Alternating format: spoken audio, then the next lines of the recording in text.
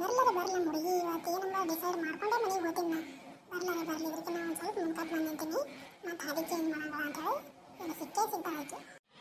ಅಯ್ಯೋ ಇವತ್ತು ಬಂದು ನಿಂತಿದ್ದಾನಲ್ಲ ಅಲ್ಲಿ ಇಲ್ಲ ಅಂತೇಳಿ ನಾ ಎಷ್ಟು ಖುಷಿಯಲ್ಲೇ ಬಂದಿದ್ದ.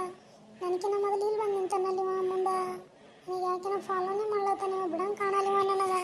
ಇವತ್ತು ನನ್ನ ಫ್ರೆಂಡ್ ಆರತಿ ಬೇರೆ ಇಲ್ಲ, ನಾ ಹೆಂಗೆ ಮಾಡಿ? ಹಾಯ್, ನಿಮ್ಮ ಸರಿಗೆ ಹಾದಿಗೆ ಕೊಟ್ಟು ನಿಂತಿದ್ದಾನ. ಎಡಬನ ಆಯಿತು ಬರ್ತಿರೋ ಇಲ್ಲೋ ಅನ್ಕೊಂಡಿದ್ದಾನ. ಇವತ್ತು ನನ್ನ ಫ್ರೆಂಡಿಗೆ ಬಿಟ್ಟು ಬಂದಿನಿ ನಾನು ನಿಮ್ಮ ಸಲಕ್ಕೆ ಮಾತಾಡೋ ಸಲಕ್ಕೆ. ಏನಾಯ್ತಲ್ಲ ನಿಮ್ಮ ಫ್ರೆಂಡ್ನ ಬಂದಿಲ್ಲ, ಮಾತಾಡ್ಕೊಂಡಂಗೆ ಈಗ ಇಬ್ಬರು ಫ್ರೆಂಡ್ಗಳು ಬಂದಿಲ್ಲ.